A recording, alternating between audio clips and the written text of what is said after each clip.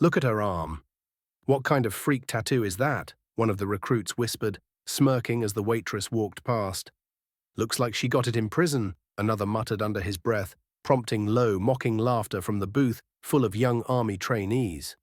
She heard it, of course she did, but didn't break stride. Wearing an olive-green shirt tucked neatly into her apron, sleeves rolled just enough to reveal a trio of sharp-lined scars trailing down her forearm, alongside a 3-star tattoo etched in bold black ink.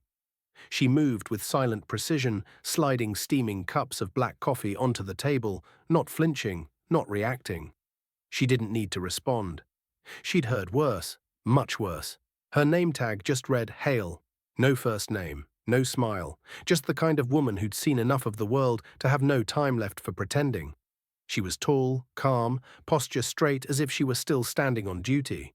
Her jawline was sharp, her face unreadable, but something in her eyes said she carried stories no one at that table could imagine. The laughter from the booth continued even after she walked away. I bet she got that ink just to feel tough, one said, stirring creamer into his cup. Probably dated a vet once and thought she was one of them. Another scoffed, more like she served fries, not flags. Just 3 booths over, an older man looked up from his black coffee. He'd been quiet all morning, reading a folded newspaper, half hidden behind it.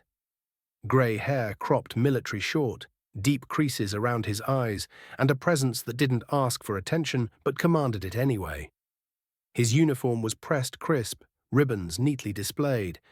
The patch on his chest read Kessner, and the 4 stars on his shoulder tabs silenced rooms, when he wanted them to. But this time he didn't speak. He stood. The shift in the room was immediate, the chatter dimmed. Forks paused mid-air. Every soldier, every last one, straightened in their seats before they even realized why. General Kessner walked slowly toward the waitress as she stood behind the counter, checking an order slip. She turned as he approached, her expression still calm, but there was a flicker in her eyes. Recognition. Respect. History. He looked down at her forearm, gently touching the edge of the tattoo. "Corporal Hale," he said, loud enough for the entire restaurant to hear, "didn't expect to see you here." The recruits froze. "Corporal?" She gave a small nod, her voice barely above a whisper, but strong enough to carry.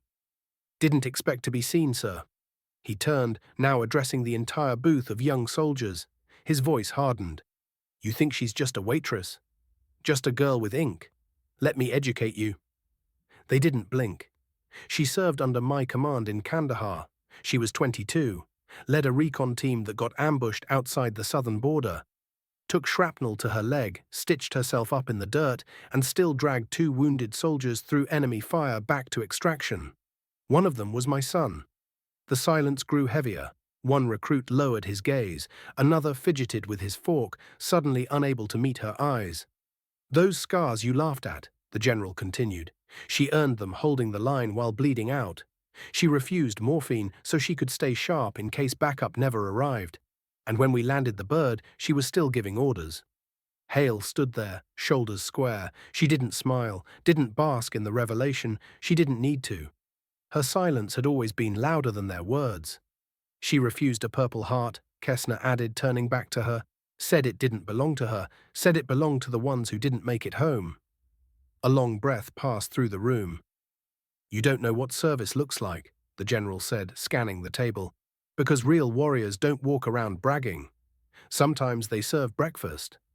Sometimes they wear aprons, but they always carry honor, and they carry it in silence." He looked back at Hale and extended his hand. She took it with a firm shake, nothing exaggerated. Just 2 veterans acknowledging each other.